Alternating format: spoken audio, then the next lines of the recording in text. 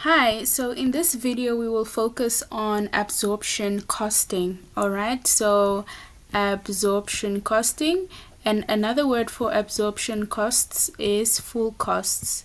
So what this means is when we are calculating our production cost, we have to include our variable costs and our fixed cost as well. Okay, so this is always based on how we are going to calculate our cost of production.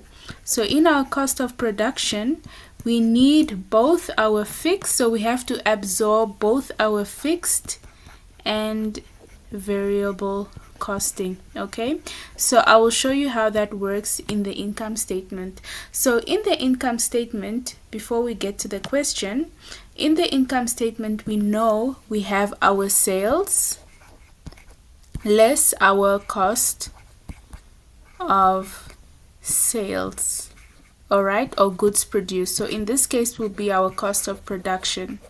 So in our cost of production, we are going to include, we have our opening inventory, we have our production, okay, because this, when we are producing, we won't have our purchases, so there's no purchases here because we are manufacturing. Okay, we are manufacturing and we are not buying and selling, so we are manufacturing, so we do not have purchases, so we will add our production, and this is where we will use our absorption costing. Okay, so we will have our absorption cost per unit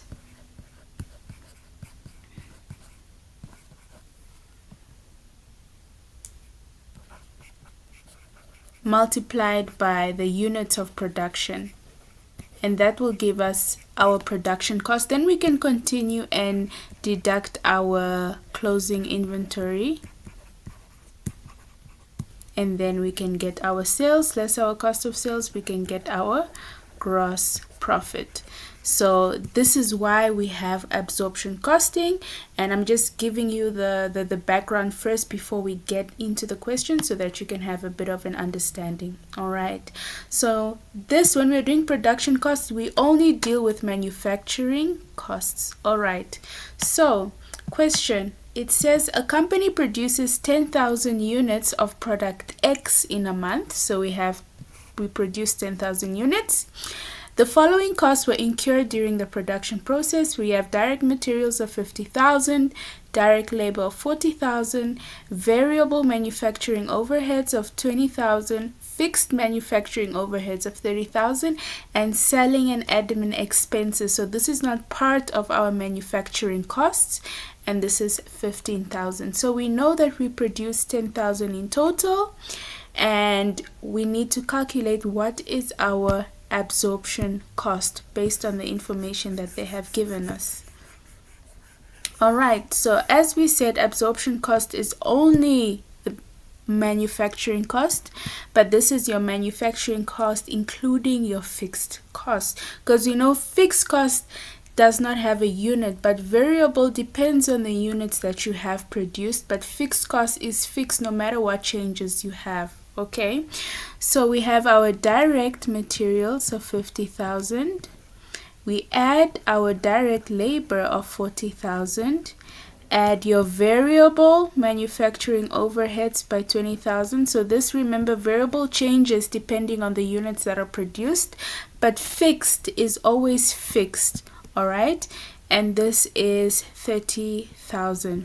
Now for our selling and admin expenses are not included in this because they are not part of the manufacturing process. Okay, so we have that divided by our 10,000 units that we have produced. Okay, so we go ahead and we say, okay, 50,000 plus 40,000 plus 20,000 plus 30,000, this gives us $140,000 divided by 10,000 units produced. So we need to get our absorption cost, which is per unit. So if I say 140,000 divided by 10,000, I will get $14 per unit. So this is my absorption cost per unit. And when I go down and I have to calculate now. Let's say I am given a sales of 100,000, and now in the production cost, when I need to calculate how much was the production cost, I will take your production cost per unit, which is your $14, times the units that we have produced in that year. So let's say if I produced 15,000 units in that year, that will be my production cost. Okay, so that will be $14 times 15,000, and it will be 210,000. So watch the next video. I'll add the link below on how we can do the income statement when we're dealing with absorption costing. Thank you.